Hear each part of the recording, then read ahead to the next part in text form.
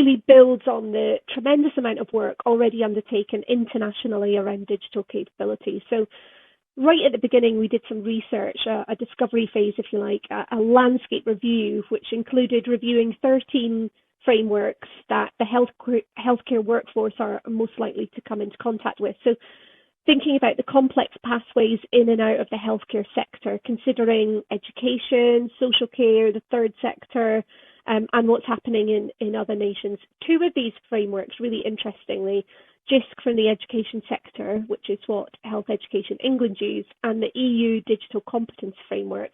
These were both massive programs in their own right, and they were based on researching hundreds of other frameworks and then developing and refining over a number of years. And the interesting thing is that what they ended up with through years of separate research and development was incredibly similar. So there's a real convergence, not only in the approach, but in the frameworks themselves. So we're not starting with a blank page. We're very much building, refining, contextualizing based on these existing frameworks. And the important part is to ensure that what we produce is relevant and understandable by the healthcare workforce. And to make sure that that happened, we included representatives from the healthcare workforce throughout the programme. And so in phase one, we had representation from allied health professions and from healthcare science.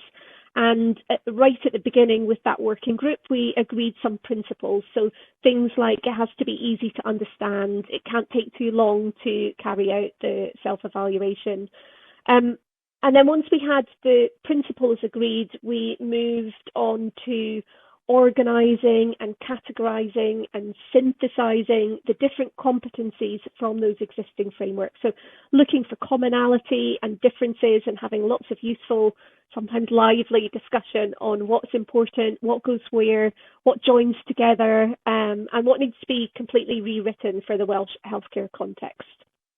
And then we distilled all of that into what you will be familiar with now, the digital capability framework, with 6 domains of capability, 3 subdomains in each domain, and then 3 descriptive statements describing a competency, a skill, an attitude, or behaviour. And once we got to that stage, we were also starting to collate resources mapped to the framework. Really, it's a taxonomy. It's a way of organising, grouping things together to make it all more accessible, easier to understand, and easy to cross-reference and signpost. What we're aiming for is a consensus around skills and capabilities, whilst allowing for a level of contextualisation within different roles, different professions, providing common language and structure and cohesiveness as much as possible through those complex pathways across sectors and across nations. And one of the ways we did that was working with partner organisations. So Digital Communities Wales provided the wording for the foundation skills section to ensure that it maps directly across from their inclusion work with health boards. And then we worked with other organisations like the HCW, the Centre for Digital Public Services, the Intensive Learning Academies, so that we could ensure that links to their training and support were included in the resource repository.